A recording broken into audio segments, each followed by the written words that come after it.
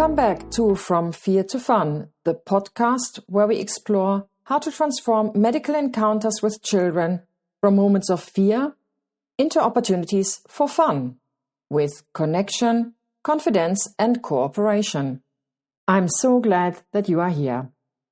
Today's episode takes us into the invisible world that shapes every consultation, the inner storyline of our pediatric patient and their parents. These storylines act as mental shortcuts, quick, intuitive explanations that help people to make sense of complex topics like illness, risk, and responsibility. But they also have the power to undermine everything we try to achieve in a 15 or 30 minutes appointment. Let's explore what these storylines are, why they matter, and how we can work with them rather than against them. When children and parents try to understand illness, they often rely on simple, intuitive narratives. These are not signs of ignorance, they are human attempts to create order in a confusing situation.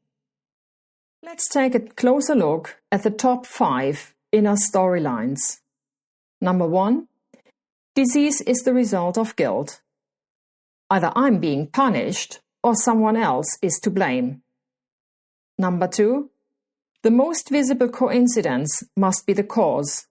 So if two things happen close together, they must be connected. Number 3. Nobody can help me. A belief that traps the patient in hopelessness. Number 4. I must fight to get what I deserve. A defensive stance rooted in the feeling of unworthiness or not being heard. Number 5. The doctor only cares about money. A storyline that blocks trust before the conversation even begins. These narratives are powerful. They shape how the patient listens, how they interpret information, and whether they follow through with treatment or not. Our goal in every consultation is simple: to help the child and parent feel motivated to follow through with the steps they need to take to improve the medical condition. But motivation does not come from instructions, it comes from meaning. If we don't address the patient's own concept of the disease, their inner storyline will quietly undermine everything we say. They have hours, days, and weeks to replay their own thoughts. We have minutes. This is one of the reasons long-term adherence to treatment plans is often as low as 30%. The inner storyline wins, unless we work with it.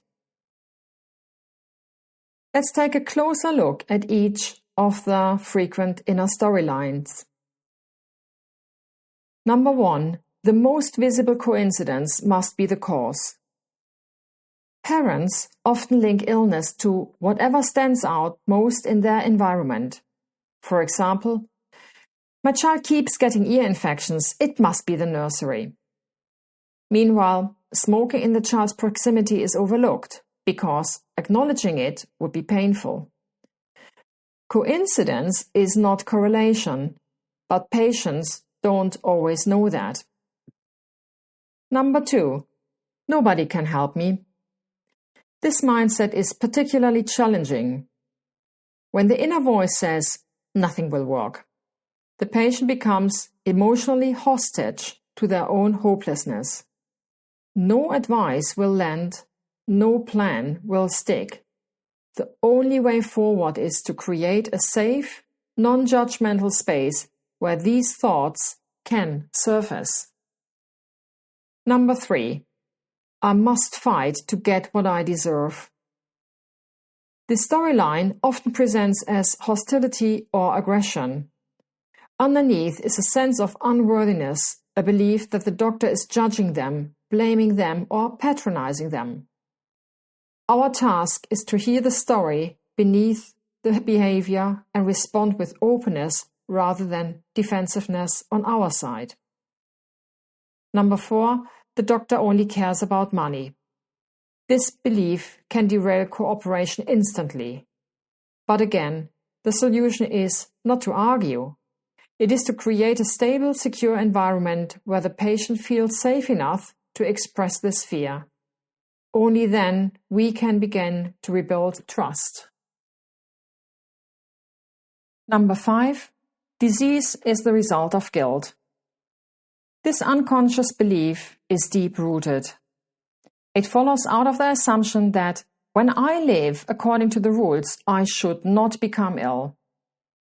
In this logic, my illness must be either my fault or someone else's. But disease does happen to good people.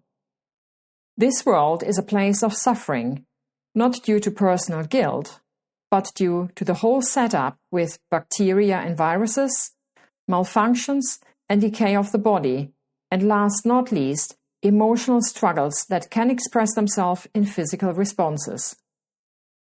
To help patients adopt a treatment plan as their own, we must shift roles from teacher to coach, from judge to guide, from expert in charge to expert alongside. We must understand their inner mechanics, not agree with everything they believe, but understand why they believe it. Only then can we gently offer alternative interpretation and new pathways forward. In a nutshell, pediatric patients and parents rely on inner storylines to make sense of illnesses.